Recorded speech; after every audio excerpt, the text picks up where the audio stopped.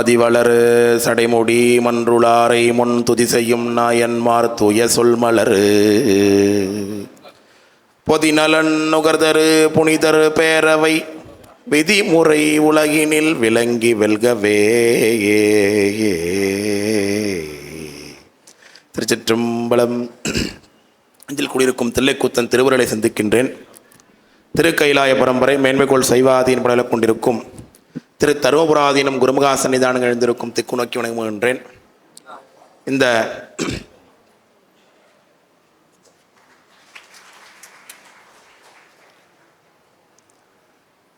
எப்பொழுதும் சொல்வதுண்டு, ஞானபாதத்திற்கான திருவிழா 12 நாள் இடையறாது 21 ஆண்டுகள் நடத்துவது என்பது சாதாரணம் கிடையாது.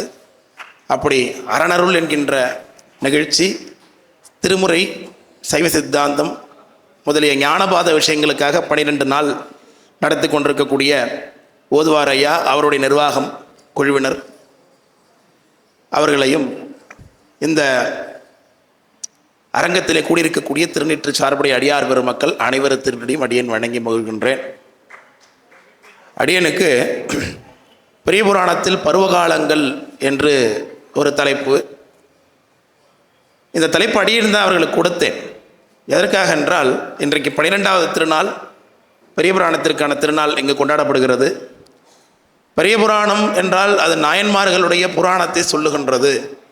அது நாயன்மார்களுடைய கதை மாத்திரம்தான் அங்கே இருக்கும் என்று பொதுவாக மக்களிடத்தை வழங்கி வரக்கூடிய சில கருத்துக்களிலிருந்து பெரிய புராணத்திலே பேசப்படாத பல பகுதிகளை அனைவரும் அறிந்து கொள்ளும் ஒரு திறப்பாக இந்த மாமன்றத்தை அடியேன் பயன்படுத்தும் விதமாக இந்த பெரிய புராணத்தில் பருவ காலங்கள் என்கின்ற தலைப்பினை கொடுத்திருந்தேன்.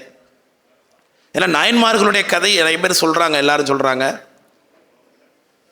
சில விஷயங்களை நாயன்மார் கருத்துக்களை, கதைகளை பேசும்பொழுது சேக்கிழார் சுவாமிகள் எப்படி அதை காப்பிய நடையிலே செய்திருக்கிறார் என்பதை இந்த சொற்பொழிவு அரங்கம் நமக்கு ஒரு திறப்பாக காட்டும். அதாவது பெரிய புராணம் என்பது ஒரு காப்பியம். இங்கே அரங்கத்திற்கு அடியனுக்கு அடுத்ததாக பேச எழுந்திருக்கக்கூடிய ஞானத்தில் ஆசிரியர் அவர்களையும் அணியும் அழிகின்றேன். பெரிய புராணம் என்பது ஒரு காப்பிய நடையிலே அமைந்த நூல். காப்பியத்திற்கு இலக்கணத்தை பழந்தமிழ் நூல்கள் பேசுகின்றன. அதில் தண்டி அலங்காரம் என்கின்ற நூல் தன்னேரில்லாத தலைவனை கொண்டிருக்க வேண்டும் ஒரு காப்பியம் என்பது சொல்லுகிறது. அதில் நம்முடைய பெரிய புராணத்துடைய காப்பிய தலைவனாக சுந்தரமூர்த்தி சுவாமிகள் இருக்கிறார்கள். அவருடைய சரிதத்தை விளக்குவது தான் இந்த பெரிய புராணம். அவருடைய சரிதத்துக்கு இடையிலே நாயன்மார்களுடைய, அவர் திருத்தொண்ட தொகை பாடினார். அந்த திருத்தொண்ட தொகையில் நாயன்மார்களுடைய சரித்திரம் வருகிறது. அதை நான் விளக்கப் போகின்றேன் என்று தான் சுவாமி சேக்கிழார் புராணம் பாட தொடங்குகின்றார். ஆனால் ஒரு காப்பியம் பாடணும்னா அதற்குன்னு சில இலக்கணங்கள் வகுத்திருக்கிறாங்க.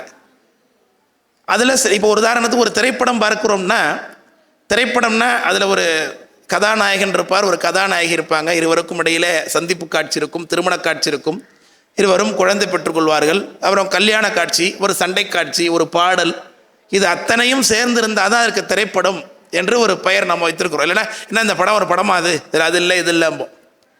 இந்த திரைப்படம் என்பது விஷுவலாக இருக்கக்கூடிய காப்பிய நடை.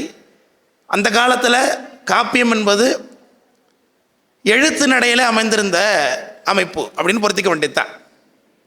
இதில் நம்முடைய சேக்கிழார் சுவாமிகள் அந்த காப்பியத்திற்கு வகுத்து கொடுத்த இலக்கணத்தினை சற்றும் மீறாது ரொம்ப அழகாக புராணம் பாடியிருக்கிறார் அப்படிங்கிறதுல ஒரு சிறப்பகுதி. இப்போ தண்டி அலங்காரம் என்ற இலக்கண நூலை குறிப்பிட்டேன். அதில் பெருங்காப்பிய நிலை பேசுங்காலை வாழ்த்து வணக்கம் வருபொருள் இவற்றினோடு ஏற்புடைத்தாகி முன்வரவு என்றுனார். முன்வரவு என்றுனா இந்த நூல் என்ன சொல்ல போகிறது என்பதை முன்னாடியே சொல்லிடுறது அப்படிங்கிறது. அப்படி சேக்கிழார் சுவாமி புராணம் தொடங்கும் பொழுதே கைலை மலையினுடைய அடிவாரத்தில் தொடங்குகின்றார். அங்கே உபமண்டி முனிவர் ஒரு பேரொளியை பார்த்து வணங்குவதை காட்சியாக வைக்கிறார். அது என்ன காட்சி, ஏன் அவரை பார்த்து வணங்குகிறீர்கள் என்று கேட்கும் பொழுது அவர் நம்பியாரூரன் நாம் தொழும் தன்மையன் என்று விளக்குகிறார். அவர் தென் திசைக்கு சென்று திரும்ப வருகின்றார், அவரை நான் வணங்கு கொண்டிருக்கிறேன் என்பதை முன்வரவு கூறுவதாக வைக்கிறார். இந்த புராணத்தோட நிறைவு நம்பியாரூர் பெருமானாகிய சுந்தரர் திருவஞ்சைக்களத்திலிருந்து கைலைக்கு வருவது தான். அதை முன்னாடியே ஒரு காட்சியாக வைக்கிறார். இது காப்பின் நடையில் அமைந்த ஒரு நிலை. இப்படி நிறைய சொல்லலாம். நற்பொருள் பயக்கும் நடனரித்தாகி தன்னிகரில்லா தலைவனை உடைத்தாய் மலைக்கடல் நாடு வளநகர் பருவம் இவற்றை கூற வேண்டும் என்று சொல்லியிருக்கிறது. இதில் பருவம் என்கிறது தான் இன்றைக்கு நாம் எடுத்துக்கொண்ட தலைப்பு. அதாவது பருவகால வர்ணனை முதலியவை ஒரு காப்பியத்தில் இடம்பெற்றிருக்க வேண்டும் என்பது இலக்கணம். அவ்வகையில் பொதுவாக 6 பருவங்கள் என்று சொல்லப்படுகிறது. இந்த 6 பருவங்களை ருது என்று சொல்வார்கள். வடமொழியில் ருது என்று சொல்லுவாங்க. ருதுனா 2 மாத காலம். மொத்தம் ஒரு வருடத்திற்கு 12 மாதங்கள்.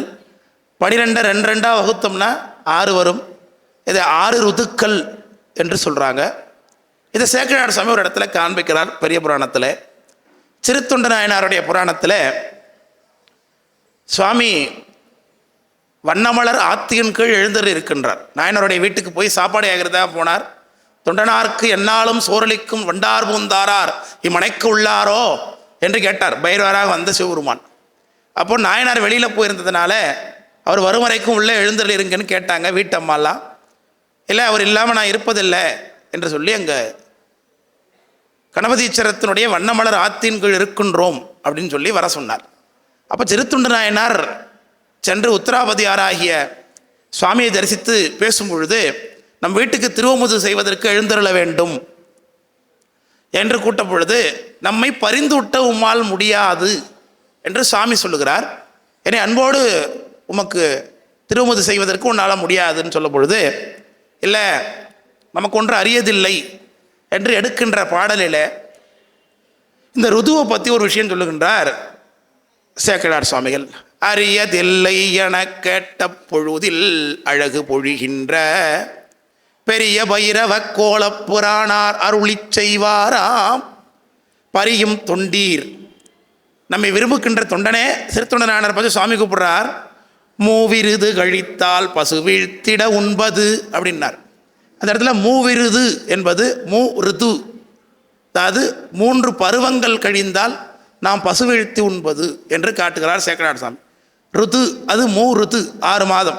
6 மாதத்திற்கு ஒரு முறைத்தான் சாப்பிட்றது அப்படிங்கிறது உத்தராவதி. இன்றைக்கு அந்த கோயிலில் அதை ஐதீகமாக கொண்டாடுகிறார்கள். சித்திரை பரணி தான் நம்முடைய திருத்தொண்ட நாயனாருடைய குருபூஜை தினம்.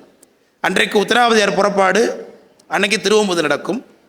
அதிலிருந்து 6 மாதம் ஐப்பசி மாதம் பரணி நட்சத்திரம் அன்றைக்கும் உத்தராவதியாருக்கு திருவமுது செய்வார்கள். அது 6 மாதம் கழித்து சுவாமி சாப்பிடுகின்றேன் என்று புராணத்தில் சொன்னதுனாலே அப்படி நடக்கிறது. இப்படி பருவகாலங்களை பற்றிய குறிப்பு, ஒரு சில குறிப்பு இங்கே சொல்கிறேன். நம்ம இன்னும் விரிவாக பேச வேண்டி இருக்கிறது. அடுத்தது, இந்த பருவகாலங்கள் என்பது 6ஆக பிரிக்கப்பட்டதில் நமக்கு ஒரு மழைக்காலம், ஒரு கோடைக்காலம், ஒரு குளிர்காலம், இது 3 நமக்கு இருக்குது. இதில் பெரிய புராணத்தில் கோடை காலத்தை பற்றின வர்ணனையும் குளிர்காலத்தை பற்றின வர்ணனையும் ரொம்ப விரிவாக இருக்குங்க. மழைக்காலத்தை பற்றின வர்ணனை மட்டும் ஒரு இடத்துல மட்டும் இருக்குது. அது இளையான்குடி மாறநாயனாருடைய புராணத்தில் மழை எப்படி பொழிகிறது என்பதை காட்டுகிறார். மாரிக்காலத்து இரவினில் வையோர் தாரிப்பின்றி பசிதலை கொள்வது பாரித்து இல்லம் அடைத்தபின் பண்புற வேறித்தாரான் விருந்தெதிர் கொண்டான் அப்படின்னார். மாரிக்காலத்துனார். இது மழைக்காலத்தை குறிக்கிறது. நம்முடைய தமிழ் மாதங்களில் இது ஐப்பசி கார்த்திகை 2 மாதங்களில் நமக்கு மழைக்காலம் என்று வைத்திருக்கிறார்கள். அந்த மழைக்காலத்தில் எப்படி இருக்கும் இருள் பொழுது என்பதை பெருகுவானம் பிறங்க மழை பொழிந்து அருகு நாப்பன் அறிவரும் கொங்குள்தான். நாப்பன்னா இடைன்னு அர்த்தம். எதிர்க்க இருக்கிறவங்க நமக்கு தெரியாத அளவுக்கு இருட்டாக இருக்கக்கூடிய மழைக்காலம் என்று வர்ணித்திருக்கிறார். இன்னும் கார்காலத்தினுடைய வர்ணனை ஆனாய நாயனார் புராணத்தில் வரும். கார்காலம், ஏன்னா அவர் கார்காலத்தில் தான் கொன்றைப்பூ மலரும். கொன்றைப்பூவுடைய மரத்தை பார்த்து அவர் சிவபெருமானாக பாவித்து பஞ்சாட்சரத்தை குழலில் ஊதி பெருமானுடைய திருவடி அடைந்தார் என்பது அவருடைய புராணம். பொய்யன்பிற்கு எட்டாத பொற்பொதுவில் நடமாடும் ஐயன் என்று சொல்லுகின்றார். சரி, இதெல்லாம் ஒரு குறிப்பிட்ட அளவுக்கு கிடைக்கக்கூடிய தரவுகள் பருவகாலங்களை பற்றி பெரிய புராணத்தில்.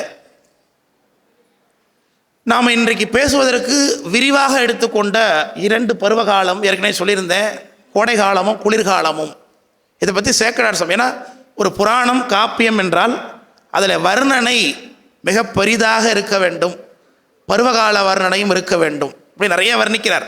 உதாரணத்துக்கு நிலங்களெல்லாம் வர்ணிக்கணும், நாடுகளை வர்ணிக்கணும். நம்முடைய தொண்டை நாட்டை திருக்குறிப்பு தொண்டனார் புராணத்தில் வர்ணிக்கும் பொழுது குறிஞ்சியில் இருக்கக்கூடிய தலம் எது, மருதத்தில் இருக்கக்கூடிய தலம் எது, இப்படி 5 திணைகளிலும் இருக்கக்கூடிய தலங்கள் எது எதுன்னு காண்பித்து திணை மயக்கத்தில் இருக்கக்கூடிய தலங்கள் எது என்பதை கூட விரிவாக வர்ணிப்பார் சேக்கரார் சாமி. இப்போ மாமல்லபுரத்தை எடுத்துக்கிட்டிங்கன்னா அது குறிஞ்சியும் நெய்தலும் கலந்த தலம் என்று சொல்லுவார். ஏன்னா அங்கே பாறைகள் மலைமுகடு போல் இருக்குது, கடற்கரை ஓரத்தில் இருக்குது. அந்த நெய்தல் நிலமாகிய கடற்கரையும் பாறை நிலமாகிய குறிஞ்சியும் கலந்திருக்கிறதுனால இது மாமல்லபுரம் என்பது குறிஞ்சியும் நெய்தலும் மயக்கமானது அப்படிங்கிறதெல்லாம் அப்படி வர்ணிப்பார் சேக்கரார். நிறைய இருக்குது பெரிய புராண பகுதியில். கொண்டாட வேண்டியது, படிக்க வேண்டியது எத்தனையோ விஷயங்கள் இருக்குது. அதில் ஒரு சிறப்பாகத்தான் இந்த பருவகாலம் என்று தலைப்பு. அதில் இந்த குளிர்காலத்தை பற்றின வர்ணனையை ஞானசம்பந்த பெருமானுடைய புராணத்தில் தொடங்கி கோடைகாலத்தில் வர்ணனையை ஞானசம்பந்தருடைய புராணத்தில் சொல்லி ஒரு ஆண்டு காலம் சம்வஸ்தரம்னு சொல்கிறோம் பாருங்கள். ஒரு ஆண்டு ஒரு மூணு தடவை நீங்கள் கண்ணு மிச்சிங்கன்னா அதுக்கு ஒரு காஷ்டம்னு பேர். அப்படி கண்ணு மிக்கிற நேரத்திலேருந்து கணக்கு தொடங்குகிறது. இத்தனை முறை கண்ணு மித்தோம்னா ஒரு நொடி காலம், 60 நொடிங்கிறது ஒரு நிமிடம், இத்தனை நிமிடம் இத்தனை நாழிகை, 3 நாழிகை 1 மணி நேரம், இப்படி 24 மணி நேரமானதுன்னா பூமி ஒரு நாள் ஒரு தன்னை சுற்றி வருகிறது, இரவும் பகலும் கலந்தது, இப்படிலாம் சொல்லுகிறார்கள். இப்படி 7 நாள் போனதுன்னா அதற்கு ஒரு வாரம் என்று வச்சுருக்கிறாங்க. 2 வாரம் போனதுன்னா அதற்கு ஒரு பக்ஷம் என்று பெயர். இப்படி 2 பக்ஷம் போனால் அதுக்கு ஒரு மாதம்னு பேர், 2 மாதம் போனால் ஒரு ருத்துன்னு பேர், 6 ருது போனால் ஒரு சம்வஸ்தரம்னு பேர். அதனால தான் கோயிலெலாம் பார்த்தீங்கன்னா சம்வஸ்தர அபிஷேகம்னு ஒன்று பண்ணுவாங்க. அது என்னென்னா கும்பாபிஷேகம் ஆனதுலேருந்து அந்த திதி திரும்ப வந்திருக்குன்னு அர்த்தம். நட்சத்திரம் ஒரு ஆண்டு என்று வருஷம் என்று நம்ம சொல்லுகின்றோம். இப்படி ஓராண்டு காலத்தில் ஞானசம்பந்த பெருமான் பயணித்த அதில் நடந்த 2 அற்புதங்களை இந்த பகுதியிலே சேக்கிழார் சாமியில் விளக்குகிறார்கள். ஞானசம்பந்த பெருமானுடைய மிகப்பெரிய தலையாத்திரை, கிட்டத்தட்ட ஆண்டுக்கணக்கில் நீடித்த தலையாத்திரை. அந்த தலையாத்திரை அவர் சீர்காழியிலிருந்து புறப்பட்டு காவிரியினுடைய வடகரை தலங்களிலே தரிசித்து கொண்டு செல்லுகின்றார்.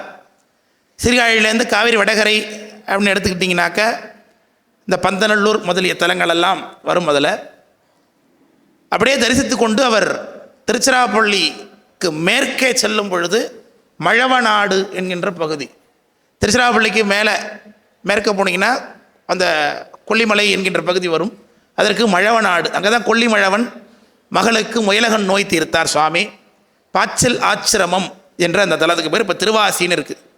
அதையெல்லாம் தாண்டி சென்று திருச்செங்கோடு என்கின்ற கஷேத்திரத்தை அடைகின்றார். அங்கிருந்து குளிர்காலத்தினுடைய வர்ணனை, நமக்கு திருச்செங்கோடுனா எதை பேச போகிறாருன்னு உங்களுக்கு என்ன யூகிச்சிருப்பீங்க, சுரநோய் தீர்த்தார் அந்த சரித்திரம். ஆனால் அந்த சரித்திரம் எல்லாருக்கும் தெரியும். அந்த சுரநோய் வருவதற்கான சூழல், குளிர்கால சூழல் எப்படி அமைந்திருந்தது என்பதை சேக்கிழார் சுவாமிகள் மிக விரிவாக வர்ணிக்கிறார்.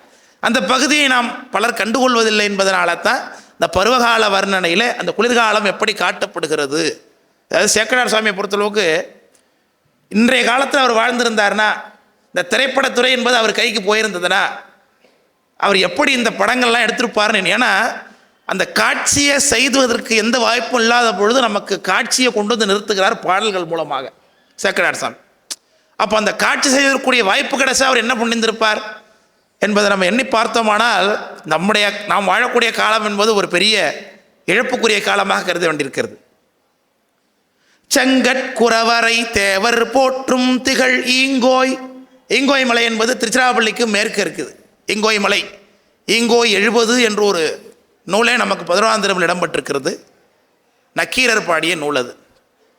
ஈங்கோய் மலையின் மேவும் கங்கை சடையார் கடல் பணிந்து கலந்த இசை பதிகம் புனைந்து கொங்கிற்குடபுலம் சென்றணைந்தார் கோதில் மெய்ஞான கொழுந்து அணையார் கொங்கில் கொடபுலம், குடதிசைனா மேற்கு திசைன்னு அர்த்தங்க. நம்ம பொதுவாக மேற்குங்கிறோம் இல்லையா, மேற்கு திசைக்கு குடதிசைன்னு பேர், கிழக்கு திசைக்கு குணதிசைன்னு பேர். நம்ம பே ஆஃப் பெங்கால், வங்கக்கடல்னு சொல்லுகின்றோம். ஆனால் தமிழ்நாட்டில் பழங்காலத்தில் இந்த கடலுக்கு வழங்கி வந்த பெயர் குணக்கடல் என்பது, குணதிசையில் இருந்த கடல். அதேமாரி அரேபியன் ஓஷன்னு சொல்லுகின்றோம், மேற்கு கடல், அதற்கு குடக்கடல் என்று பெயர். அதுபோல் குடதிசை கொங்கிற் குடதிசை சென்றடைந்தார். அங்கே அப்பாலை குடபுலத்தில் அரணிந்தார் அமர்கோயில், எப்பாலும் சென்றேத்தி திருநனாவினை இறைஞ்சி. அங்கிருந்து மேற்கு என்ன போனீங்கன்னா பவானி என்கின்ற கஷேத்திரம் வருகிறது, திருநனா என்று வழங்கப்படுகிறது. அந்த கஷேத்திரத்தை சென்று வணங்கி வைப்பாந்தல் புனைந்தவரை பரவி பண்டு அமர்கின்ற வைப்பான செங்குன்றூர் வந்தணைந்து வைகினார் என்று சொல்லுகின்றார். இந்த வைப்பான செங்குன்றூர் என்பது திருச்செங்கோடு என்று இன்றைக்கு வழங்கி வருகிறது. இது கொங்கு 7 தலங்களில் ஒரு தலம். கொங்கு 7 அப்படிங்கிறது பாடல் பெற்ற தலங்கள். கொங்கு நாட்டில் இருக்கக்கூடிய 7 தலங்கள். கார்த்திகை மாதத்தில் சோமவாரத்தில் எல்லாரும் தல யாத்திரை செய்வாங்க. அந்த 7 தலங்களில் ஒன்று இந்த திருச்செங்கோடு என்கின்ற தலத்திற்கு ஞானசம்பந்த பெருமான் வந்து இருக்கும் பொழுது அங்கே என்ன நடக்கிறது என்பதை சொல்லுகிறார் சேக்கடார் சாமி. ஆங்குடைய பிள்ளையார் அமர்ந்துரையும் நாளின் கண் தூங்குதுளி முகிர்குளங்கள் சுரந்து பயலொழி காலை விங்கொளி நீர் வைப்பு எலாம் வெயில் பெறாவிருப்பு வர பாங்கர் வரையும் குளிரும் பனிப்பருவம் வந்து எய்தியதால் என்று சொல்லுகின்றார். அதாவது ஞானசம்பந்த பெருமான் திருச்செங்கோடு என்கின்ற தலத்திற்கு வந்து சேர்ந்த பொழுது தூங்குதுளி முகிர்குளங்கள் சுரந்து பயல் ஒளி காலை, முக்கியமான குறிப்பு இது. அதாவது கார்த்திகை மாதம் முடிந்து மார்கழி மாதம் பிறந்திருக்கு என்பதை சேக்கடார் சாமிகள் குறிக்கிறாங்க. இதை வச்சு தூங்கு துளி முகிர்குளங்கள், முகில்னா மேகம், முகில் குளம்னா கூட்டம் கூட்டமாக மேகம் இருக்கிறதுன்னு அர்த்தம். இது கார்த்திகை மாதத்தில் ஐப்பசி மாதத்தில் தமிழ்நாட்டை சூழ்ந்திருக்கக்கூடிய நிலை. இது மேகமூட்டமாக இருக்கும். நமக்கு நவம்பர் டிசம்பர் என்று சொல்லுகின்றோம். கிமுலோனிம்பஸ் என்று அந்த மேகத்திற்கு பெயர். அந்த மேகம்தான் பருவக்காற்று, வடகிழக்கு பருவக்காற்றினாலே தமிழகத்தை மூடி மழை கொடுத்து கொண்டிருக்கிறது. நமக்கு கார்த்திகை முடிஞ்சதுக்கு பிறகு மார்கழி பிறகு, இப்போல்லாம் மார்கழியிலே மழை வருது, மார்கழி தையில் கூட மழை வருது, பருவகாலம்லாம் மாறி போயிருக்கு. ஆனால் பண்டைய காலத்தில் கார்த்திகை மாதம் முடிஞ்சதுன்னா கடுமழை இல்லை என்பது மக்களிடத்தில் விழக்கூடிய சொல்லாட்சி. அதாவது மழைக்காலம் நிறைவாயிடுச்சு அப்படிங்கிறத நாம் கொண்டாடுறது தான் கார்த்திகை விளக்கீடு என்று வைத்திருக்கிறார்கள். இதை ஞானசம்பந்த பெருமானார் மயிலாப்பூரில் சொல்கிறார். நம்முடைய தமிழ்நாட்டு விழாக்கள் எல்லாத்தையும் காண்பிக்கிறாங்க சுவாமி. அதில் கார்த்திகை விளக்கீடு காணாதே போதியோ பூம்பாவா என்று எடுத்தார். இந்த கார்த்திகை விளக்கீட்டை பற்றி பேசும் பொழுது சங்க இலக்கியங்கள் அகநானூறு என்ற நூல் ஒரு கருத்து சொல்லுகிறது. அதாவது தலைவன் தலைவி, அதாவது கணவன் மனைவியை விட்டுட்டு போருக்கு போயிருக்கான். அவன் என்ன சொல்லிட்டு போனான்னா, மழைக்காலம் முடிஞ்ச உடனே நான் வந்துடுறேன், கவலைப்படாமல் இருன்னு சொல்லிட்டு போனான். அதாவது மழைக்காலம் முடிய போகுது, ஆனால் தலைவன் இன்னும் வரலையே என்று தலைவி வருந்தும் பொழுது அங்கே என்ன அகநானூறு காண்பிக்குதுன்னா, உலகு தொழில் உழந்து நாஞ்சில் தூஞ்சி மழைக்கால் நீங்கிய மாக விசும்பில் குறுமுயல் மறுநிறம் கிளற மதி நிறைந்து அருமீன் சேரும் அகலிருள் நடுநாள் மருகு விளக்குறுத்து மாலை தூக்கி பழவிரல் மூதூர் பலருடன் தோன்றிய விழவுடன் அயர வருகதில் அம்ம என்று கார்த்திகை விழா கொண்டாடின நிகழ்ச்சியை அகநானூரில் 141வது பாட்டு பேசுகிறது. நக்கீரருடைய பாட்டு. அவர் என்ன சொல்லுகின்றார்? அருமீன் நிலா மதி நிறைந்து அருமீன் சேரும் அகல்னர். அது மதி நிறைந்துன்னா பௌர்ணமி நாள். இந்த பௌர்ணமி தினத்தன்னைக்கு அருமீனாகிய கார்த்திகை நட்சத்திரம் கூடியிருக்கக்கூடிய நாள். அதை தான் நம்ம இன்னைக்கு திருவண்ணாமலையார் தீபம் என்று கொண்டாடுகின்றோம். இந்த தமிழ்நாட்டில் முன்பு என்ன வழக்கம் இருந்ததுன்னா, அந்த பௌர்ணமி அன்னைக்கு தான் மாதப்பிறப்பு என்று ஒரு சம்பிரதாயம் தமிழ்நாட்டில் இருந்திருக்கு. அது பின்றை மாறி போயிருக்கு. ஏன்னா மார்கழி திங்கள் மதி நிறைந்த நன்னாள் என்று ஆண்டாள் எடுக்கிறாங்க. அதை அவர் பாவை நோன்பு தொடங்கின அன்றைக்கு அது மார்கழி திங்கள் மதி நிறைந்த நன்னாளாக இருந்தது என்று சொல்கிறாங்க. அப்போது மார்கழி திருவாதிரை அன்றைத்தான் மார்கழி மாதம் 1 அப்படின்னு நம்ம வச்சுருந்துருக்குறோம். பிற்பாடு அவங்க அடுத்த பாசனம் சொல்லும் பொழுதே தையொரு திங்கள் தரைவிலக்கி என்று அந்த மார்கழி நோம்பு நடந்த போது தையொரு திங்கள் தரைவிலக்கின்னு தை மாதம் பிறந்ததை குறிக்கிறாங்க. இது ஒரு சான்று. அதாவது மாதத்தை பிறப்பு நாம் பௌர்ணமி அன்றைக்கு தான் வச்சுருந்தோம் அப்படிங்கிறது. அதை தான் இந்த சங்கப்பாட்டும் குறிக்குது. அதாவது கார்த்திகை மாதம் பௌர்ணமி அன்றைக்கு கார்த்திகை நட்சத்திரம் கூடியிருக்கக்கூடிய நாளில், விளக்கு வைத்து வழிபாடக்கூடிய நாளில், மழை ஒழிந்திருக்கக்கூடிய நாளில் என்று சங்கப்பாடல் குறிக்கக்கூடிய அதைத்தான் சேக்கிழார் சாமி இங்கே விளக்குறார்கள். தூங்குதுளி முகிற்குரங்கள் சுரந்து பயல் ஒளி காலை நரதை. அதாவது மேகங்கள் தன்னுடைய பொழிவை நிறுத்தி கொண்டிருந்த நேரம். அப்போ என்ன வந்துச்சு? வீங்கொழி நீர் வைப்பு எல்லாம் வெயில் பெறா. பொதுவாக இந்த மழை நாளில் பார்த்தீங்கன்னா வெயிலே இருக்காது. நமக்கு வெயில் அடித்தா தேவலை அப்படின்னு நம்ம நினைப்போம். இப்போ நம்மளுக்கு என்ன நினைப்போம்? கொஞ்சம் மழை வந்தால் தேவலைன்னு நினைப்போம். நம்மளால் திருப்திப்படவே முடியாது. நமக்கு அதுதான், மழை வந்தாலும் ரொம்ப அதிகம், வெயில் வந்தாலும் ரொம்ப அதிகம் நமக்கு. இப்போ மழை வரும்பொழுது எப்போ துணியை கூட காய வைக்க முடியல, இப்போ வெயிலே வரமாட்டுது அப்படிங்கிறான். அதுக்கப்புறம் மழைக்காலம் முடிஞ்சதுக்கு பிறகு பார்த்திங்கன்னா வெயில் அடிக்கும், ஆனால் சிறிது நேரம் அடிக்கும், அப்புறம் மூடிக்கும், அப்புறம் வெயில் திறக்கும், அப்புறம் மூடிக்கும். இப்படி ஒரு சூழல். முழுமையான வெயில் சூடு நமக்கு கிடைக்காது. நமக்கு வெயில் சூடு ஏறுறதுக்கே காலையில் 10 மணி வரைக்கும் ஆகிடும். மார்கழி தை மாதங்கள்லாம் பார்த்திங்கன்னா அதை தான் சொல்லுகின்றார். வெயில் பெறா விருப்பு. வெயிலை பெறுவதற்காக மக்கள் ரொம்ப விரும்பி கொண்டிருக்கிறார்கள். பாங்கர் வரையும் குளிரும் பனிப்பருவம் எய்தியது. பக்கத்தில் இருக்கிற மலைகளெல்லாம் குளிரும்படியாக பனிப்பருவம் வந்தது என்று சொல்லும் பொழுது மார்கழி மாதம் பிறந்திருக்கிறது என்பதை சேக்கிழார் சாமி குறிப்பால் நமக்கு உணர்த்துறாங்க. அதுதான் சொன்னேன் சங்கப்பாட்டிலேருந்து. சரி, என்ன நடக்குது அந்த காலத்தில்? அழிக்குளங்கள் சுழித்தகல அரவிந்தம் முகம் புலர. அதாவது வண்டுகள் எல்லாம் பூக்களில் சென்று தேன் எடுப்பதற்கு போகிறது. ஆனால் பூக்கள்லாம் பார்த்தீங்கன்னா ஒரே ஜில்லுன்னு இருக்குதாமா. அதனால் வண்டுகளாலே பூக்களை தொட முடியல, ஏன்னா பனி பெய்ந்ததுனால. அதை அழிக்குளங்கள் சுழித்து அகல என்று சொல்லுகிறார். அரவிந்தம் முகம் புலர. புலருதல்னா வாடி போகிறதுன்னு அர்த்தம். பூக்கள்லாம் அதிக பனியினாலே வாடி போயிருக்கு. இப்போ பூஜைக்கு வீட்டில் சிவ பூஜை பண்ணுறவங்கலாம் ஃப்ரிட்ஜில் பூ வாங்கி வச்சுருப்பீங்க. அதை நேரடியாக ஒரு கவரில் கட்டி வச்சிங்கன்னா அதிகமான குளிரில் பூவெல்லாம் வாடி போயிடும். ஃப்ரிட்ஜில் வச்சுருந்தாலும் வாடி போய்டும் அதிக குளிர்ச்சினால. அதுக்கு என்ன பண்ணணும்? ஒரு துணி பையில் அந்த பூ வச்சு அப்புறம் ஃப்ரிட்ஜில் வச்சிங்கன்னா வாடாது. நேரடியாக பிளாஸ்டிக் கவரில் வச்சு வச்சிங்கன்னா சீக்கிரம் பூ, அதிக குளிர்லையும் பூ வாடும், அதிக நெருப்புலையும் பூ வாடும். அது மாதிரி பளிக்கு மணி மரகத வள்ளியில் கோத்த பான்மையன துளித்தலை மெல் அருகு பணித்து தொடுத்து அசைய. இந்த அருகம்புல்லாம் எப்படி இருக்கான் பார்க்குறதுக்கு? ஒரு மரகத நூலில் சின்ன சின்னதாக பளிங்கு மணியை கோத்தது மாதிரி அருகம்புல்லாம் அந்த பனித்துளிகள் அப்படியே வரிசையாக உட்கார்ந்துருக்கு என்று பனிக்காலத்தை வர்ணிக்கிறார் சேக்கிழார் சாமி. குளிர்குடைந்து வெண்படாம் போர்த்தனைய குன்றுகள். நீங்கள் எப்பயும் போனீங்கன்னா அந்த பக்கம்லாம் பார்க்கலாம், நிறைய மலைகள். பகல் நேரத்தில் மிஸ்ட் அப்படியே தெரியும், தூரத்தில் பார்த்தீங்கன்னா அப்படியே மங்களாக இருக்கிறது மாதிரி தெரியும். பனி பகல் நேரத்திலேயே பொழிவதை பார்க்க முடியும். இதையெல்லாம் வர்ணிக்கிறார்கள் நம்முடைய சேக்கிழார் சுவாமிகள்.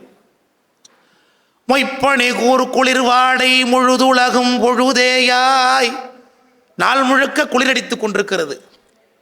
கொய்தளிர் மென் சோலைகளும் குலைந்த செய்ய குளிர்க்கு ஒதுங்கி வைதவனும் கரணை மிற்க மாட்டான் போல் விசும்பினிடை ஐது வெயில் விரிப்பதுவும் அடங்குவதும் ஆகுமால். இந்த குளிர் அதிகமாக இருக்கிறதுனால, அதாவது சூரியன் என்ன பண்ணுறார்? சிறிது நேரம் மூடி இருக்கிறார், அப்புறம் திறந்து வெயில் வருகிறது. வெயில் வந்துருச்சு அப்படி கொஞ்ச நேரம் வெயிலில் வந்து ஜனங்க நின்னா திரும்ப மூடிக்குது. இது எப்படி இருக்குது? இது உலகியல் நிகழ்ச்சி. பனிக்காலத்தில் சூரியன் பிடித்தான் அப்பப்போ வருவார், அப்பப்போ போயிடுவார். இதை சேக்கிழார் சாமி புலவருடைய தற்குறி புலவர் எழுத்துக்கிறார். எப்படி எழுத்துக்கிறார்? சூரியனுக்கே குளிர் அதிகமாக இருக்கிறதுனால பனி குறைஞ்சிருச்சா இல்லையா அப்படின்னு பார்க்கறது மாதிரி சூரியன் வந்து வந்து பார்த்துட்டு போகிறது மாதிரி இருக்குது என்று சொல்லுகிறார். இதை வெய்யவனும் கரணிமிற்க மாட்டான் போல் விசும்பினிடை ஐது வெயில் விரிப்பதுவும். கொஞ்ச நேரம் வெயில் வருதான், அப்புறம் அடங்குவதும் ஆகுமால். அவருக்கே பயமாக இருக்குது. இது சேக்கரார் சுவாமி இப்படி வர்ணிப்பார் சூரியன் எப்படி. சூரிய அஸ்தமனம், அதாவது இருசுடர் திரிவும் வர்ணிக்கணும் காப்பியம்னா.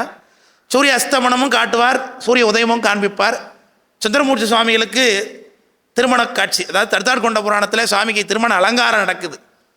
அப்போ சூரிய உதயம் ஆகுதுங்கிறத சொல்லும் பொழுது அவர் திருமண கோலத்தை தரிசிப்பதற்காக வருவது போல வேகமாக சூரியன் உதயமானான் அப்படிங்கிற சொல்கிறார். இது தற்குறிப்பேற்றம். இது உலகத்தில் இயல்பாக நடக்கக்கூடிய காட்சி மேலே புலவர் தன்னுடைய சிந்தனையை ஏற்றினார். அதே மாதிரி சுந்தரமூர்த்தி சுவாமி தர்த்தார்கொண்ட புராணத்தில் பரவநாச்சியாரை திருவாரூர் கோயிலில் முதன்முறையாக பார்க்கிறார். பார்த்த உடனே நாச்சியார் மீது விருப்பம். அவங்கள போய் பார்க்கலான்னு போனால் அவங்க கோயிலேருந்து சுவாமி வீட்டுக்கு நான் போயிட்டாங்க. அப்புறம் வீட்டில் போய் கவலைப்பட்டு உட்காந்துருக்கார், இந்த மேரை பார்க்க முடியலையேன்னு. அப்போது மறுநாள் காலையில் அவரை காட்டணும், பரவநாச்சியார் சுந்தரமூர்த்தி சுவாமி காட்டணுங்கிறதுக்காக சூரியன் சீக்கிரமாக அஸ்தமானமானா அப்படின்னு காண்பிக்கிறார். சூரியன் எதை கருதி அஸ்தமானம் ஆகிறதில்லை, எதை கருதி உதயமாகிறதில்லை.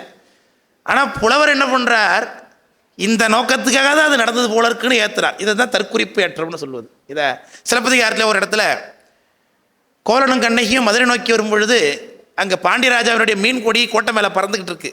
கொடி இப்படி இப்படி பறந்துக்கிட்டு இருக்கு. அது எப்படி இருக்கான் பார்க்குறதுக்கு, இங்கே வராதிங்க வராதிங்கன்னு சொல்கிறது மாதிரி இருக்குது. ஏன்னா வந்தால் கோவலன் போயிடுவான் அப்படிங்கிறத குறிக்கிறதுக்காக போருழன்று எடுத்த ஆரியையில் நெடுங்கொடி வாரல் என்பன போல் மறைத்து கை காட்ட அப்படின்னு காமிச்சாராங்க. இது தற்குறிப்பேற்றம்னு சொல்கிறாங்க.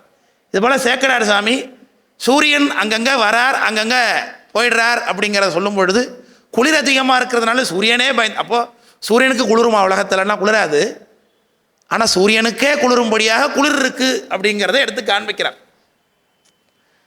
நீடிய அப்பதிகளெல்லாம் நிறைமாடத்து இறைகள் தோறும் பேடையுடன் பவளக்கால் புறவொடுங்க, பறவைகள் எல்லாம் ஆணும் பெண்ணுமாக சேர்ந்து இன்புறுகின்றன. குளிர்காலத்தில் ஆணும் பெண்ணும் கூடுதல் வேலையாக படுக்கையில் படுத்திருப்பாங்க அப்படிங்கிற மாதிரி சொல்லுகிறார். தோழலர்மென் குழல் மடவார் துணைக்கலசம் மென்முளையுள் ஆடவர்தம் படைத்தோளும் மணிமார்வும் அடங்குவன என்று சொல்லுகிறார். சரி, குளிர் இருந்தால் என்ன பண்ணுவாங்க? முதல்ல இன்றைக்கு சென்னை மாதிரி நகரங்கள்லாம் வழக்கொழிஞ்சு போச்சு. கிராமப்புறங்கள்லாம் பார்த்தீங்கன்னா வைக்கோலை போட்டு கொளுத்தி குளிர் காயுவாங்க. குளிர் வெளியில் அடுப்பு எரிஞ்சதுன்னா அடுப்பு பக்கத்தில் போய் சிறிது நேரம் அமர்ந்திருப்பாங்க. இப்படி தான் குளிர் காயுவாங்க. அதுபோல் குளிர் காயிறாங்க ஜனங்க அப்படிங்கிறத பெரிய புராணத்தை சேக்கரார் சாமி காட்டக்கூடிய பாங்கு ரொம்ப அழகான விஷயம். அதாவது அரிசனமும் குங்குமமும் அரைத்தமைப்பார் அயலெல்லாம் பரிய அகில் குறைபிளந்து புகைப்பார்கள் பாங்கு எல்லாம். அரிசனமும் குங்குமமும் அரைத்தமைப்பார், இதெல்லாம் அரைத்து ஜனங்க குளிர்க்காக பூசிக்கொள்கிறார்கள். அப்புறம் அகில் என்கின்ற மரத்தினுடைய கட்டைகளை பிளந்து, அதான் குறை, அதான் விறகுங்கிறோம் பாருங்க, அது சின்ன சின்னதாக பிளந்து புகைப்பார்கள் பாங்கு எல்லாம். எப்படி புகைக்கிறாங்களா, ஒரு சின்ன இரும்பு சட்டி ஒன்று, இந்த இரும்பு சட்டியில் அந்த அகில் மரத்து கட்டைகளை போட்டு கொளுத்தி சுற்றி அமர்ந்து குளிர் காயறாங்க. இப்போ குளிர் காயும் பொழுது என்ன ஆகும்னா, நெருப்புடைய அனுகிரகம் நமக்கு வேணும்னா கிட்ட உட்காந்துக்கணும். கிட்ட உட்காந்துட்டிங்கன்னா நெருப்பு சுட ஆரம்பிச்சா வெட்ட போயிடணும். அப்போது இதை திருவள்ளுவர் அழகாக எடுத்து காமிச்சார். அகலாது அணுகாது தீக்காய்வார் போல இகழ்வேந்தர் சேர்ந்து ஒழுகுவார் நாரது. நெருப்பு கிட்ட போயிட்டோன்னா நெருப்பு சுட்டுரும், தூரமாக தான் நெருப்புடைய அனுகிரகம் நமக்கு கிடைக்காது. அப்போ கிட்டையும் இல்லாமல் எட்டையும் இல்லாமல் அப்பப்போ அது கிட்ட போயிட்டு வரணும். இப்போ இதுக்கு என்ன பண்ணியிருக்காங்க, ஒரு பெரிய இரும்பு சட்டியில் நெருப்பை போட்டு கொளுத்தி அருகே இழுத்து குளிர் காயிறாங்க பக்கத்தில் வச்சு என்று சொல்கிறார் சேக்கரார் சாமி. பரிய அகில் குறை பிளந்து புகைப்பார்கள் பாங்கு எல்லாம் எரியுமிழ்வாய் தோணி இரும்பு ஈர்ப்பார்ங்கிறத, இந்த இரும்பு தோணி சின்னதாக தோணி போல பண்ணி அதில் நெருப்பு போட்டு கொளுத்தி அதை இழுத்து பக்கத்துலேயும் வைத்து கொண்டு குளிர் காய்ந்து கொண்டிருக்கிறார்கள் ஜனங்க என்று இதை வர்ணிக்கிறார். விரிமலர்மென் புறவணிந்த மீப்புலத்து வைப்பெல்லாம். இப்படியாக அந்த நாடு முழுக்க, அதாவது இந்த கொங்கு நாடு முழுக்க இப்படி குளிர் அதிகமாக வந்திருக்கிறது. அதாவது பொதுவாகவே கொடை நாளில் போனாலே அந்த பகுதி குளிரும். இப்போ குளிர்காலமே வந்திருக்கு, மார்கழி மாதம் நடக்குதுன்னு சொல்லியிருக்கேன். அப்போது ரொம்ப குளிர்ச்சி இருக்குது என்பதை காண்பிக்கிறார். அந்த நேரத்தில் தான் ஞானசம்பந்த பெருமானார் இந்த பகுதிக்கு வந்து சேர்ந்தார். அந்நாளில் கொடிமாடச் செங்குன்றூர் அமர்ந்திருந்த ஞானசம்பந்த பெருமானார் அந்த நாளிலே கொடிமாடச் செங்குன்றூர் என்று சொல்லக்கூடிய அந்த திருச்செங்கோடு என்று இப்போ சொல்லுகின்றோம். செங்குன்றூருங்கிறதா செங்கோடுன்னு ஆகிப்போச்சு. மெய்ஞான பிள்ளையாரும் மேவும் பரிசனங்கள் பன்னாலும் அந்நாட்டில் பயின்றதனால். ரொம்ப காலமாக சுவாமி நாயனாரோட கூட வந்து அடியவர்கள் எல்லாம் தங்கியிருந்தாங்க. இப்போ பரமாச்சாரியர்கள்லாம் தலையாத்திரை போனாங்கன்னா அவங்க மட்டும் தனியாக போக மாட்டாங்க. கூட அவர்களுக்கு பணிவிடை செய்யக்கூடிய அடியவர்களும் சேர்ந்து செல்வார்கள் என்பதை புராணத்தில் பார்க்குறோம். அவர்களுக்கு சமையல் செய்து கொடுக்குறவங்க, அவர்களுக்கு இப்போ ஞானசம்பந்த பெருமானா அவருக்கு சமைச்சு போடுறவங்க இருப்பாங்க, அவரோட துணிமணி துவச்சி போடுறவங்க இருப்பாங்க, கூட வர அடியவர்களுக்கு தேவையான செய்கிறவங்களும் இருப்பாங்க. இது எங்கே பார்க்க முடிகிறது? சுந்தரமூர்த்தி சாமியோடைய புராணத்தை பார்க்க முடிகிறது. 2 இடங்களில் பரிசனங்கள் பின்தங்கி இருக்கிறதுனால அவருக்கு உணவு கிடைக்காமல் போகிறது என்பதை பெரிய புராணத்தை பதிவு பண்ணுகிறார். இங்கே தொண்டை நாட்டிலே கச்சூர் ஆலக்கோயில் வரும்பொழுது அவருக்கு பரிசனங்கள் பின்னாடி தங்கினதுனால சாப்பாடு லேட் ஆகிடுது. அப்புறம் சாமி அங்கே நின் தொண்டர் பசியார கச்சூரின் மனைதரும் இறக்கடை கொள்ளும் பதம் என்று பண்ணிக்கும்படியாக சாமி பிக்ஷாடராக வந்தாருங்கிறத பார்க்குறோம். குருகாவர் வெள்ளடையிலே அதே மாதிரி பாடுவார் பசி தீர்ப்பார் பருவார் பணிகளை வாய் என்று சாமி அங்கே சாப்பாடு போட்டதை பார்க்க முடிகிறது. அதுபோல் இந்த பரிசனங்கள்லாம் கூட வந்தாங்க. அவர்களுக்கெல்லாம் இந்த அதிக குளிர்ச்சியினாலே முன்னான பிணி வந்து மூழ்வது முடுகுதலும், இப்போ தான் இந்த குளிர் ஜுரம் வருகிறது என்று காட்டுகிறார். அப்போ எல்லாரும் சென்று ஞானசம்பந்தர்கிட்ட விண்ணப்பம் பண்ணுகிறார்கள். இப்போ ஞானசம்பந்தருக்கு வரலையா அப்படின்னா ஞானசம்பந்தருக்கு வராது. ஏன்னா அவங்க ஜீவன்முத்திரன்ற நிலையில் இருக்கிறவர்கள். அவர்களுக்கு வந்தாலும் கூட பெருமான் அதை வராத அளவுக்கு தடுப்பார். கண்மத்தினால தான் நோய் வருகிறது. அவர்களுக்கெல்லாம் கண்மத்தை பெருமான் கூட்டுவதில்லை, காரணமின்றி கூட்ட மாட்டார். ஏன்னா அவங்க நமக்காக பரிவெடுத்து வந்தவங்க. அந்நிலைமை ஆளுடைய பிள்ளையார்க்கு அவர்களெல்லாம் முன் அறிவித்து இறைஞ்சுதலும். ஞானசம்பந்தர்கிட்ட போய் விண்ணப்பம் பண்ணுகிறார்கள். முதல்வனார் அருள் தொழுதே இந்நிலத்தின் இயல்பு எனினும் நமக்கு எய்த பெறா என்று. ஞானசம்பந்த பெருமான் எப்பொழுதும் கூட வந்து அடியவர்கள் மீது ரொம்ப கருணை உடையவர். அதுக்கு பல சான்றுகள் காட்டலாம். அப்பர் சுவாமி ஞானசம்பந்த பெருமானாரும் திருவேழிமலையில் எழுந்திருக்கும் போது அங்கு வர்க்கடம் என்கின்ற பஞ்சம் வருகிறது. அப்போது உலகியல்ல நிகழ்ந்த உருபசி நோய் உண்மை அடையாது எனினும் உண்மை சார்ந்தாருக்காக நித்தலும் ஒரு காசு கொடுக்கின்றோம்னு சுவாமி அங்கே குணதிசை பீடத்தில் கொடுத்தாருன்னு சரித்திரம். அதே போல் திருநீலநக்க நாயனார் என்கிற நாயனாருடைய வீட்டுக்கு ஞானசம்பந்தர் எழுந்தருளுகின்றார். ஞானசம்பந்தர் வர்றதை பெரிய விழாவாக கொண்டாடுகின்றார் நீலநக்க நாயனார். அப்போ அவர் கூட திருநீலகண்ட யாழ்ப்பாணர் என்கின்ற நாயனார் அவர் மனைவியோடு வருகின்றார். அதனால் மனைவியோடு இருக்கிறவங்க பொது இடத்துல தங்க முடியாது, 2 பேரும் சேர்ந்து படக்கூடாது. அதனால் பிரம்மச்சாரியாவோ இல்லை தனியாகவோ இருந்தால் ஒரு ஓப்பன் பிளேஸில் தங்கிக்கலாம், படுத்துக்கலாம். ஆனால் மனைவியோடு யாத்திரையில் வந்திருக்கிறவங்க அவர்களுக்குன்னு ஒரு தனியாக செப்பரேஷன் வேணும்.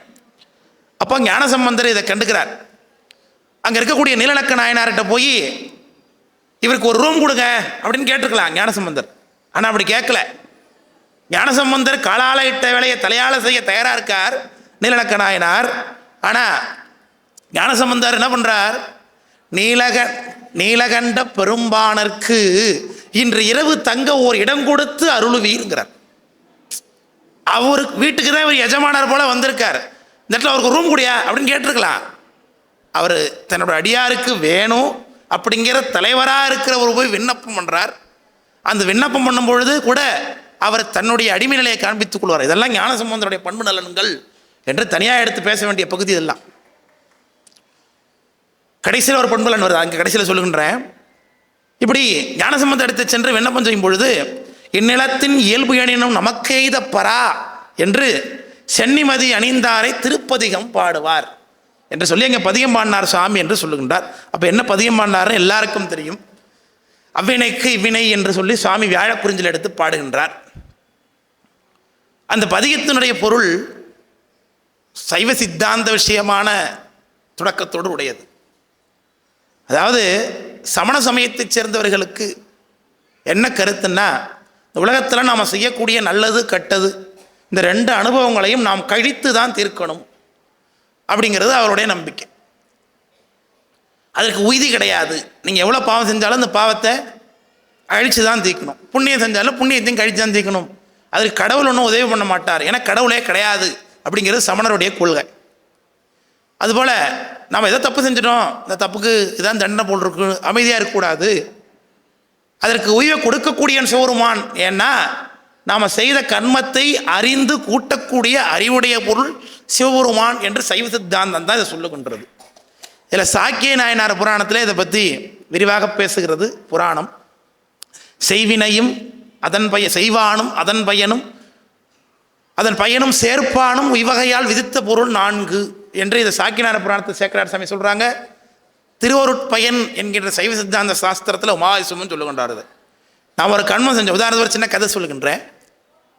ஒரு தப்பு நடந்து போச்சு, ஆனால் நம்ம மனசறிஞ்சு அதை செய்யலை, ஆனால் அதனால் யாரோ பாதிக்கப்பட்டாங்க. அந்த தப்புக்கு நான் காரணம் கிடையாது, நான் அது செய்யணும்னு நினச்சி செய்யலை, ஏதோ ஒரு தப்பு நடந்து போச்சு, அது யாரோ பாதிக்கப்பட்டாங்க. இப்போ அந்த பாவம் விளைஞ்சு போச்சு, இந்த பாவத்தை நம்ம கூட்டுவதா வேணாமா அப்படிங்கிறத யார் தீர்மானம் பண்ணுவான்னா, இது எல்லாவற்றையும் பார்த்து கொண்டிருக்கக்கூடிய பெருமான் தான் கூட்டணும், அதன் பயனும் சேர்ப்பானும் என்று இதை சித்தாந்தம் பேசுகிறது. இதை பட்டோலை தீட்டும் படி போற்றி என்று போற்றி பகருடைய என்கின்ற சாஸ்திரம் இதை பேசுகிறது. சாமி அவரவர் வல்லார்கள் வல்ல வகுத்தபடியால் எல்லாவனையும் செய்வதற்கு கணக்கு எழுதிட்டே இருப்பார் சாமிங்கிறார். இதை தான் எழுதும் கீழ்கணக்கு எண்ணம்பர் ஈசன் என்று அப்பர் சுவாமிகள் எடுத்தாங்க. நம்முடைய தர்மியாதன முதல்வர் கூட கண்ணுதலான் முன்னமைத்த ஏட்டின் படி என்று இரு என்று இதை சொன்னார். அப்போ அவரவர் செய்த கண்மத்தை அவரவர் அனுபவிப்பதற்கு இறைவன் தான் அதை கூட்டணும். அதனால் யார் இதை கூட்டுகின்றாரோ அவரிடத்தே நாம் அனுகிரகம் பெற்றோமானால் அவர் நமக்கு அதை கொடுப்பார். இதை சார்ந்தாரை காத்தாலும் வல்லவன் என்று சொல்லுகிறது திருமுறை. இறைவனை யார் சார்ந்திருக்கிறார்களோ அவர்களுக்கு பெருமான் அவருடைய கர்ம பலனில் மெலிவு செய்வான் என்று சொல்லுகிறது. தங்கடன் அடியேனையும் தாங்குதல் என்று இது பேசுகிறான். அப்போ அவ்வினைக்கு இவ்வினையாம் என்று சொல்லும் அகுது அறிவீர். ஆமாம், இதை செஞ்சால் அது உண்டுன்னு சொல்கிறாங்க தான், ஆனால் உய்வினை நாடாது இருப்பதும் உந்தமக்கு ஊனம்னார். இந்த வினைக்கண்ம வாழ்க்கையிலிருந்து நமக்கு ரிலீஸ் இல்லை என்று நினைத்து கொண்டு அனுபவித்து கொண்டே இருக்கணும்னு அவசியம் இல்லை. அதை கொடுக்கக்கூடிய சுவாமியை போய் பற்றுவோமானால் அவர் நமக்கு அதை தீர்த்து கொடுப்பார். அவரை எப்படி பிடிப்பது? அது திருநீலகண்ட என்ற மந்திரத்தின் மூலமாக என்று சொல்கிறார். கைவினை செய்து எம் பிரான்கழல் போற்றுதும் நாமடியோம் செய்வினை வந்தமை தீன்றப்பெறா திருநீலகண்டம் என்று இதை பேசுகிறார்.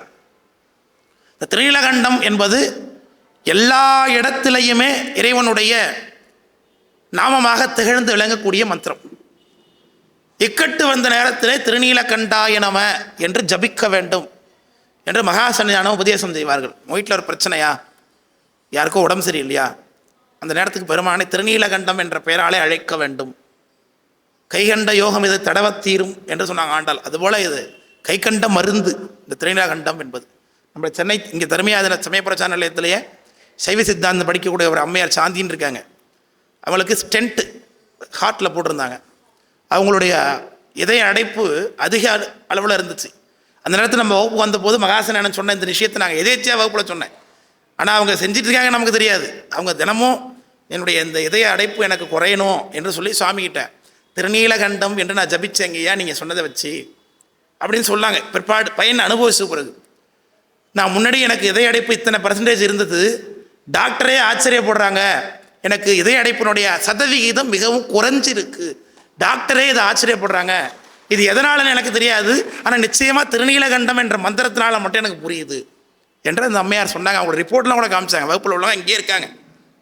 அதை நம்ம ஃபேஸ்புக்கில் கூட போட்டிருந்தோம், சன்னியானத்துக்குலாம் அனுப்பியிருந்தோம். அப்படி கைகண்ட மருந்தாக இந்த திருநீலகண்டம் மருந்து இருக்கிறது. அந்த மந்திரத்தை சொல்லணும் என்று சொல்லி சுவாமி உபதேசம் பண்ணார்.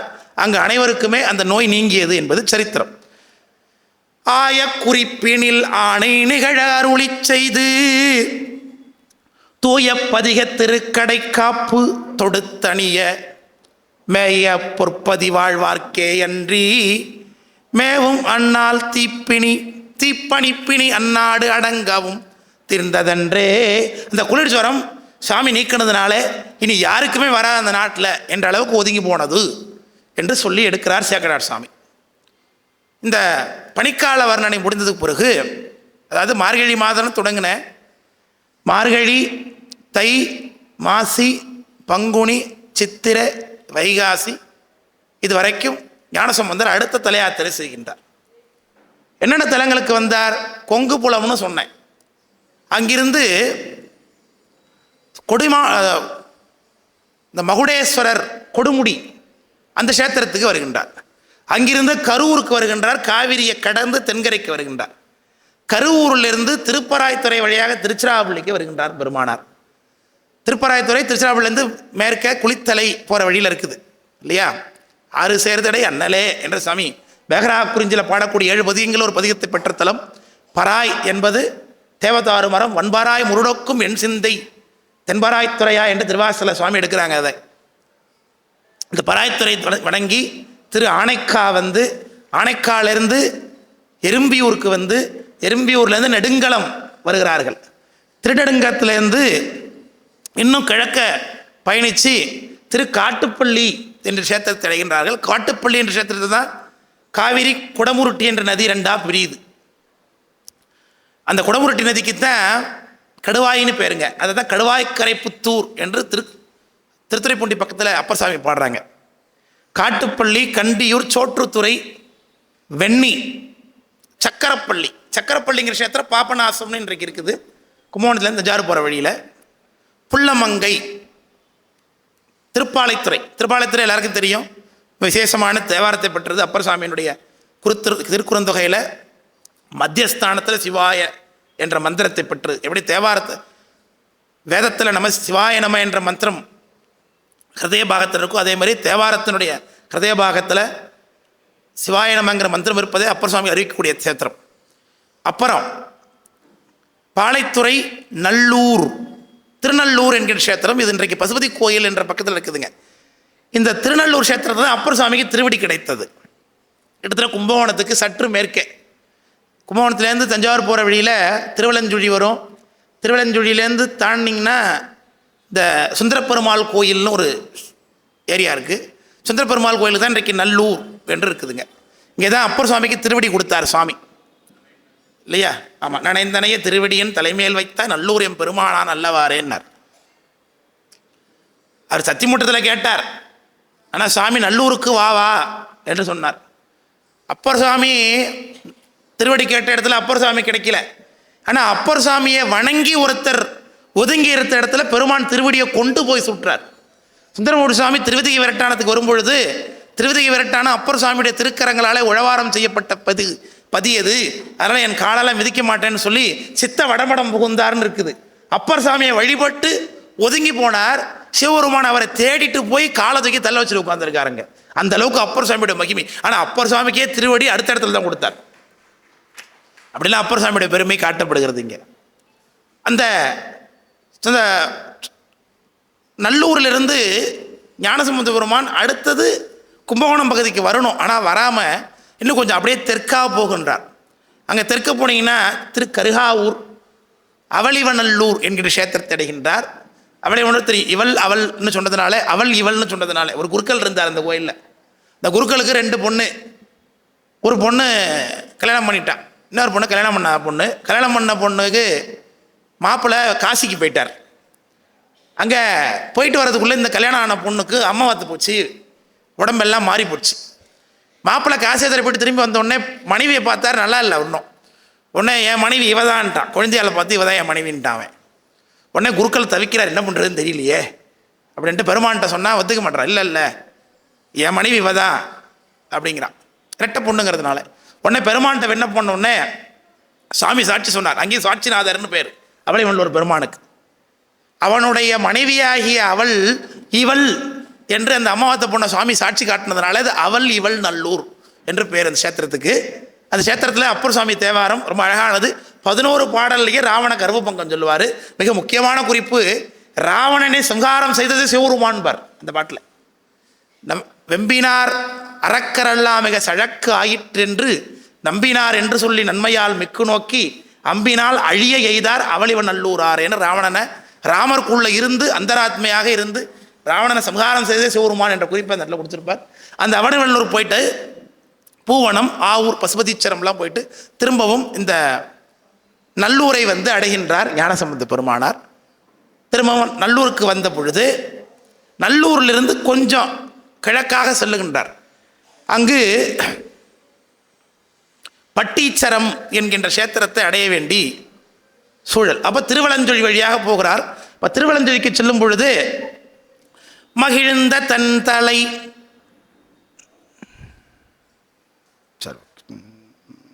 துணைப்புணர் அந்த நல்லூர் மீண்டும் வந்தணைந்தார்.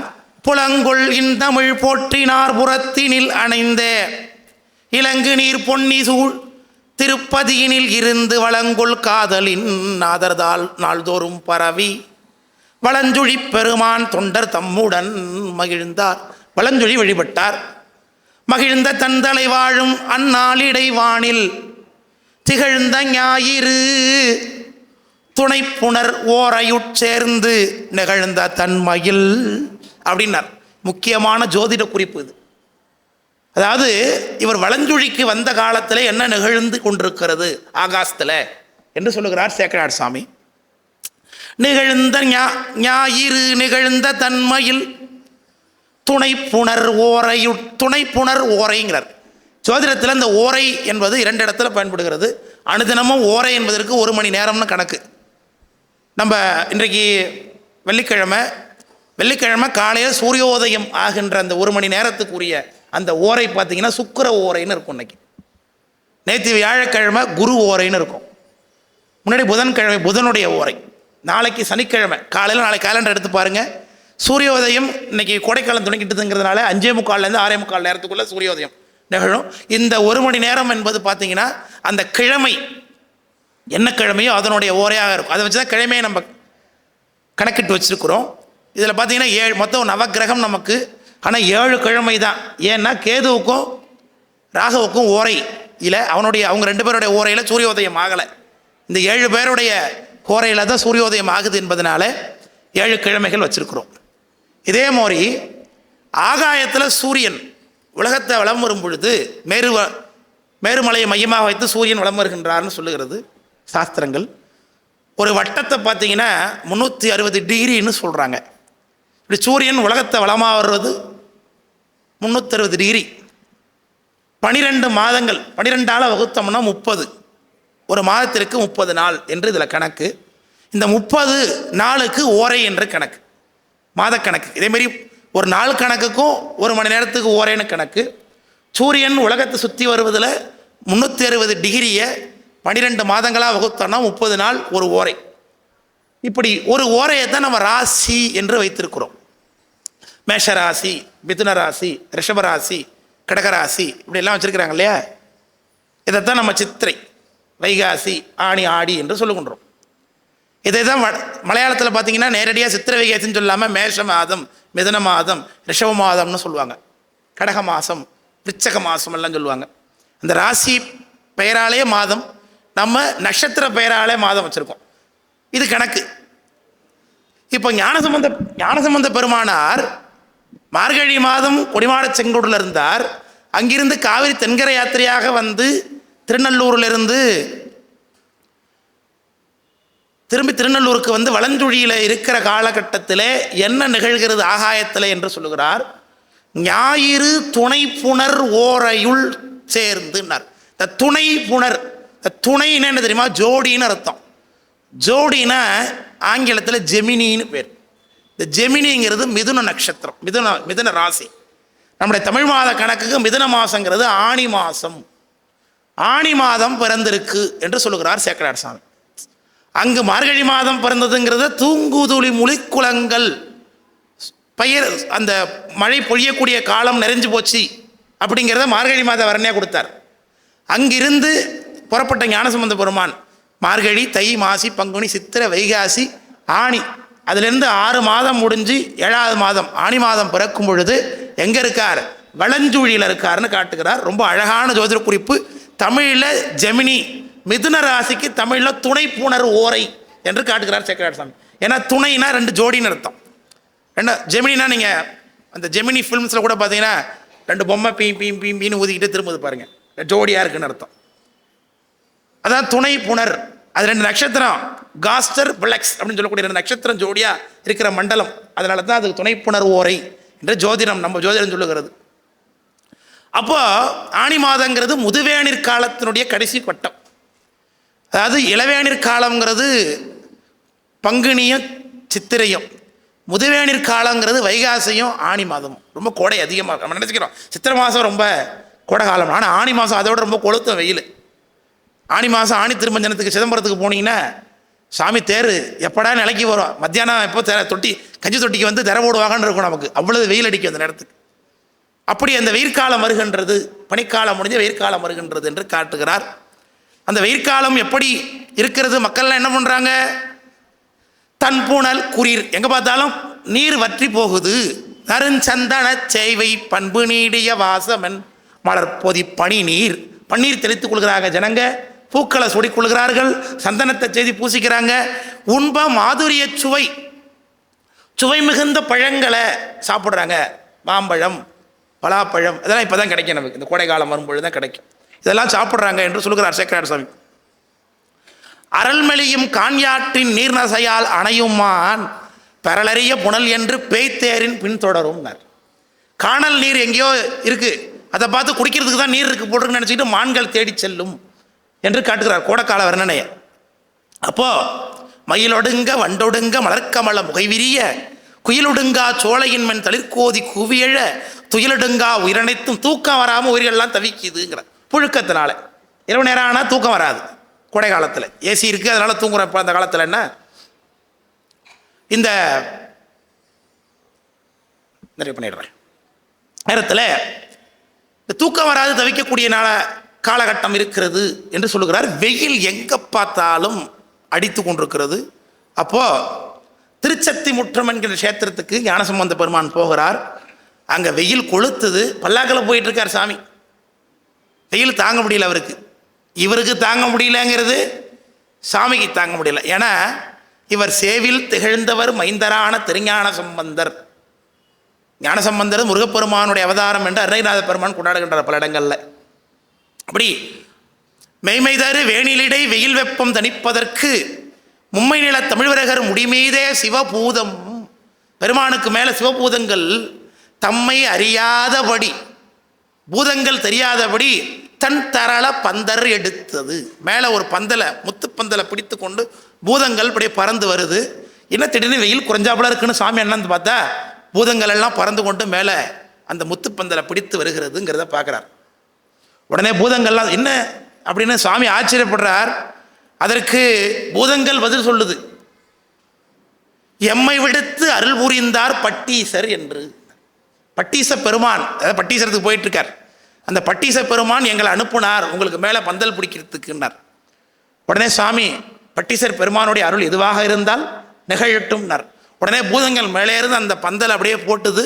அந்த பந்தல் கால்களை கீழே இருக்கக்கூடிய அடியவர்கள் பிடித்து கொண்டார்கள் என்று சொல்லுகிறார் சேக்கரார் சாமி. இது அது பொழுதே அணிமுத்தின் பந்தரினை அருள் சிறக்க கதிரொளிய மணிக்காம்பு பரிசனங்கள் கை கொண்டார். கூட வந்தவங்க அந்த பந்தலை கையில் பிடிச்சுக்கிட்டாங்க.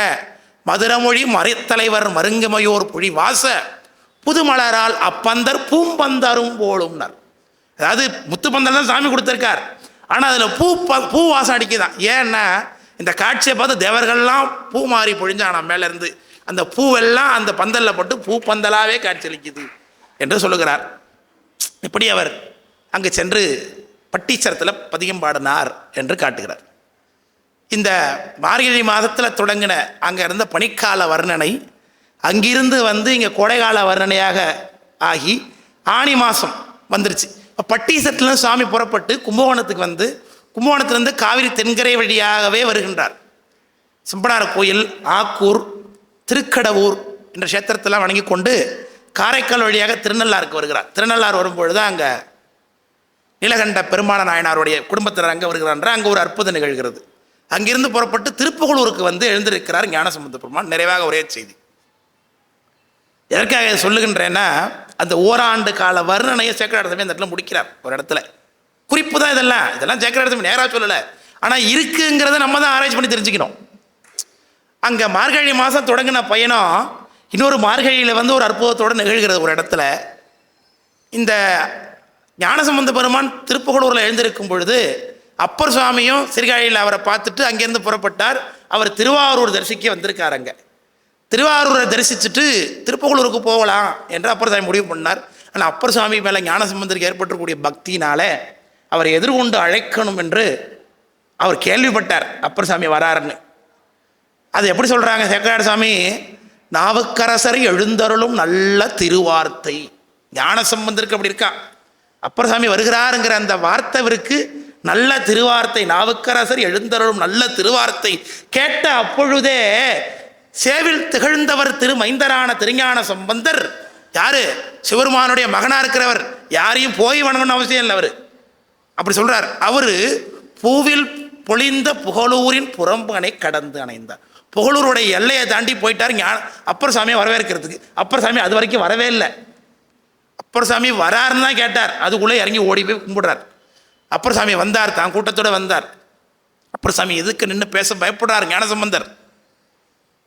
இப்போ நம்ம சன்னியானம் வந்திருக்காங்கன்னா சன்னியானத்தில் என்ன பண்ணாமல் சன்னியானம் வந்தால் நல்லா இருக்கும்னு நாங்களாம் விரும்புகிறோம் அப்படின்னு பக்கத்தில் உள்ளவங்களை பார்த்து பேசுவோம். ஏன்னா சன்னியானத்துக்கு நேரடியாக விண்ணப்பம் பண்ணுவது முறையில்லை, அதனால கூட இருக்கிறவங்கள்ட்ட இல்லையா பேசுறது மாதிரி ஞானசம்பந்தர் பேசுகிறார். அப்பர் சாமி இங்கே வந்திருக்கார், நீங்கள் வந்தது எங்களுக்கு ரொம்ப சந்தோஷம் சாமின்னு சொல்லலை அவர். அப்பரை இங்கு அணைய பெரும் பேரருள் உடையோம் அப்படின்னு பக்கத்தில் உள்ளவங்கள்ட்ட சொல்கிறார் ஞானசம்பந்தர்.